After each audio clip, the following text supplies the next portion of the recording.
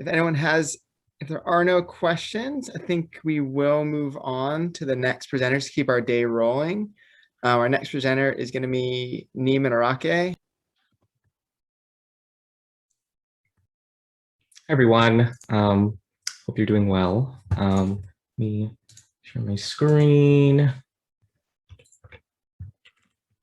to the beginning of the slides, not the end of the slides, because that'd be a spoiler. Okay.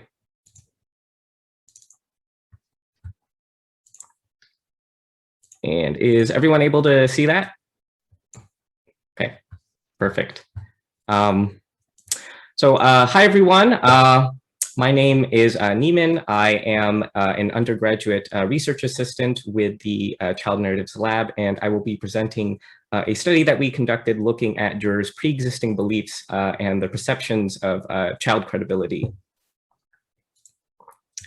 And so when in court, jurors typically rate child witnesses under two dimensions. And while the labels themselves have changed throughout the literature, the constructs often share similar features, typically with one involving the child's cognitive ability and the other typically involving the child's veracity or the child's commitment to telling the truth.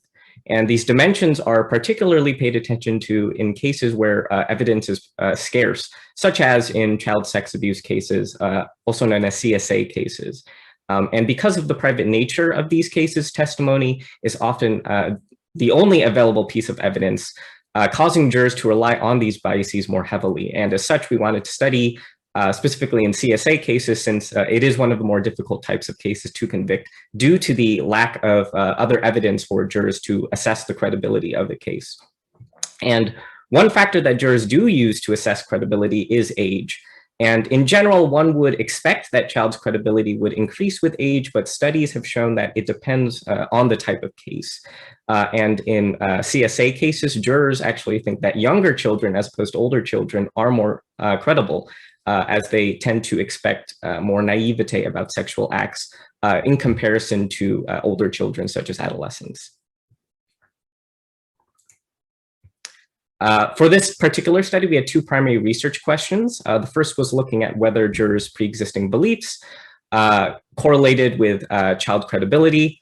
And the second research question asked whether age influenced child credibility. And with regards to our first research question, we hypothesized that there would be a positive correlation between pre-existing beliefs and child credibility. However, when it came to age and credibility, we believe the opposite. We believe that there would be a negative correlation between age and credibility. For our methods, we sampled participants from Cloud Research, which is a big database of participants.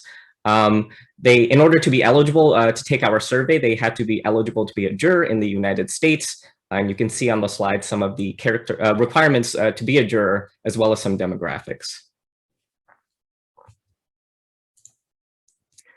So after recruiting participants on Cloud Research, we had participants watch and listen to an 18-minute long video, which was a mock and audio transcript of a direct and cross-examinations of a child witness that was based on an actual case. And in the case that jurors listened to, there were two instances of abuse in which the alleged perpetrator was the mother's boyfriend. And they did not see any additional evidence. And that last point is very important because, again, we really wanted to mimic the types of evidence that jurors would actually receive in CSA cases, which, as previously mentioned, is often just the child's testimony. So participants were assigned either to the adolescent or child condition. And in each condition, there were two different actresses playing either the older sounding adolescent or the younger sounding child. And the language in each condition was also slightly different to reflect their knowledge at their given age. And in addition to the audio component of the video, there was a visual component involved in which participants were shown either the adolescent picture on the left or the child picture on the right as they were listening to the audio. And the sketches you see on the slides now were piloted. And both in this study and in the pilot, we did find a significant difference in the perceived ages of these witnesses. And you can see some of the ages on the slide.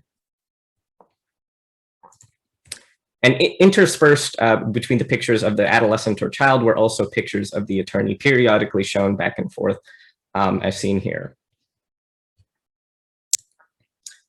We had two measures for this study. We had the Child Witness Beliefs Questionnaire and the Child Credibility Scale.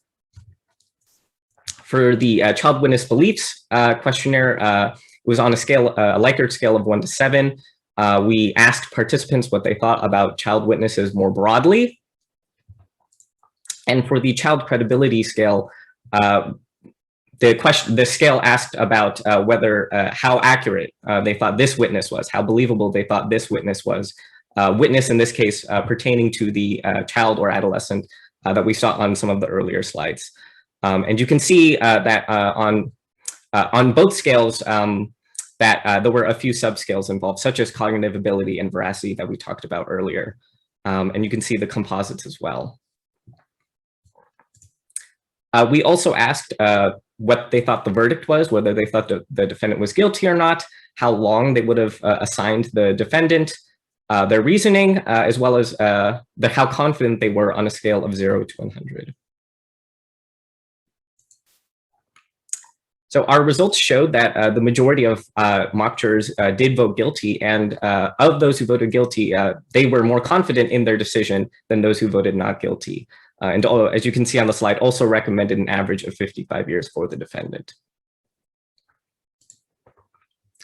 With regards to our first hypothesis, we did find, after conducting a Peterson's correlation test, we did find a significant correlation between pre-existing beliefs and credibility. However, our second hypothesis was not supported. We did not find any significant correlation between the age of the witness and the perceived credibility. And so taking it now more broadly, there are several limitations to the study. However, in the interest of time, one central limitation that I want to highlight is the lack of jury deliberation, which is an essential part of the trial process, and future studies should examine the effects of jury deliberation on pre-existing beliefs and or child credibility, as previous studies have shown us that jury deliberation does help reduce the effects of bias. And as previously mentioned, it's really crucial to understand what jurors' pre-existing beliefs are, as often in these types of cases where physical evidence and eyewitness testimony is scant, jurors often have to rely on these biases more. And because of this, it is important to intervene wherever possible in order to maintain the integrity and objectivity of criminal proceedings. And for example, helping to study pre-existing beliefs can help us to better the jury screening process, as we might be able to better select jurors that will not possess any biases toward child witnesses, both in CSA cases, but also in general cases involving children. And another potential direction is perhaps using note-taking that we saw in the presentation earlier. I think that was a really great connection to this study as well. So perhaps using note-taking could help reduce those biases as well. And here are my acknowledgements, and thank you very much. Take any questions.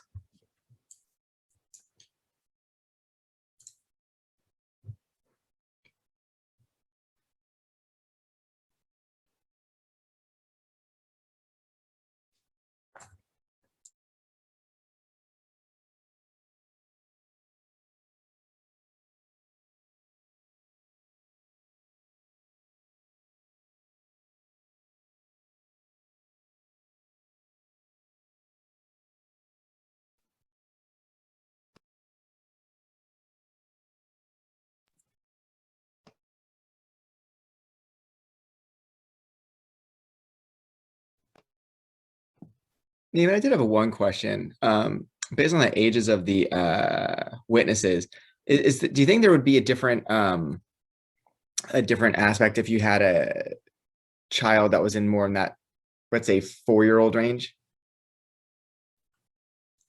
Yeah, so we did opt for kind of older witnesses in this study, but yeah, in previous literature has looked at younger children, and as far as I can remember of the literature, younger children, as previously mentioned, do tend to be perceived as more credible, specifically in these types of cases. Again, because evidence is so scarce and physical evidence you don't really see in CSA cases, younger children do tend to be more perceived as more credible, especially in those kind of younger ages. Since the older you get, at least in CSA cases, there tends to be more of a bias, since there seems to be a more attribution of responsibility once you get into the sort of like sexually mature stages of life.